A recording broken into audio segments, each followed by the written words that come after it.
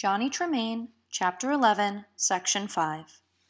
Johnny almost forgot the principal reason for his visit to the lights. He would have liked to sit quietly for a moment, brood over what Miss Lavinia had told him.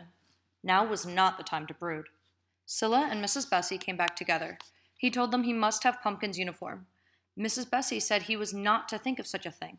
If they catch you, Johnny, they will shoot you for impersonating a British soldier in wartime. Lots of better men got shot today. Lexington, Concord.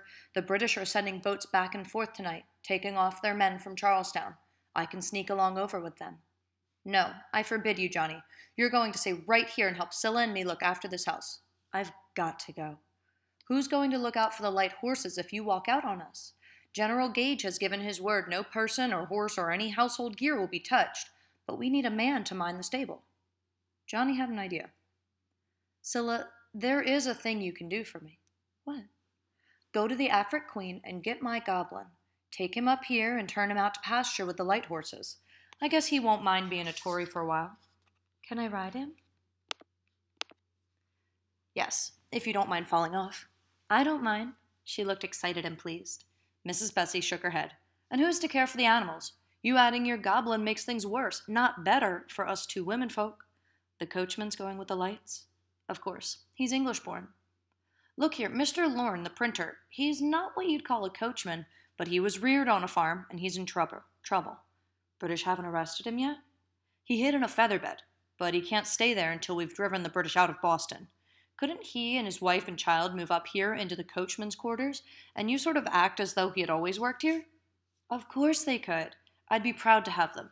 Scylla, just as soon as the unicorn sails, you go to the Lornes and tell him to come right up and settle in. The girl nodded.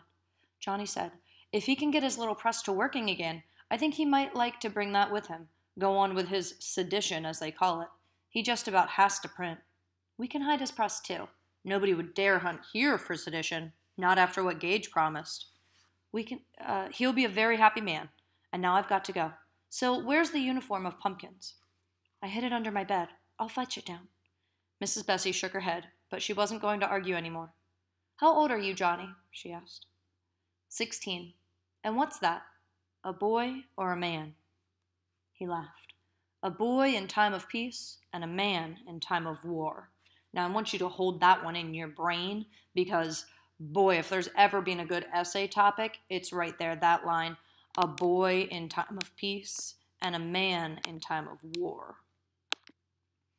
Well, men have got the right to risk their lives for things they think worth it. God go with you, my young man. But if they shoot you, remember, I warned you. I'll remember all right. Pumpkin had been a little stouter or heavier than Johnny. The uniform went on easily over the boy's breeches and jacket. Mrs. Bessie braided his hair for him and tied it tightly as the British regulars wore theirs. You couldn't say, could you, Scylla asked him, why it is you have to get out tonight? Yes, Dr. Warren told me to. Told me things to watch for and report on to him. I've got to find him. And Rab. Rab? The girl's voice sounded frightened. He was with the Lexington men. They stood up at dawn, and the regulars killed quite a few of them. Oh, but Rab? Johnny did not answer immediately. He was sitting at the kitchen table, and Mrs. Bessie was still fussing with his hair. Not once since Dr. Warren had left had he spoken his name. He hadn't dared to let himself begin thinking about him. If he did, he knew he could not think of anything else. Now he had spoken his name, and emotions, fears that he had held in check all day, surged up inside him. But he said quietly, I've got to find him, so be a good girl, Syl, and mind Mrs. Bessie. He stood up and put on a shiny black hat with a silver cockade on it, that's like a feather sticking out of the top, and saluted smartly. He knew that the last man to wear this uniform had been shot for putting it off, and there was a chance he'd get shot for putting it on.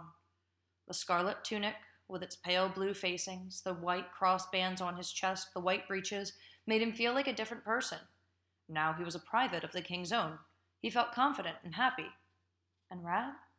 Of course he was all right. You couldn't kill a fellow like Rab with just a handful of bullets. He shook hands with Mrs. Bessie, and because his uniform made him feel grown up, he kissed Scylla goodbye, just as he had the Sunday before seen Rab kiss his aunt. Not at all like a child being kissed by female relatives. But Scylla said mischievously, Why, I feel as if I were kissing Pumpkin. So Johnny stalked off down Beacon Hill with the proper martial strut. The littler they are, he thought, the more they strut. The physical act of strutting lifted his spirits, made him feel bigger than he was. Of course, that was why the little fellows do it. And he wondered what had happened to Sergeant Gale.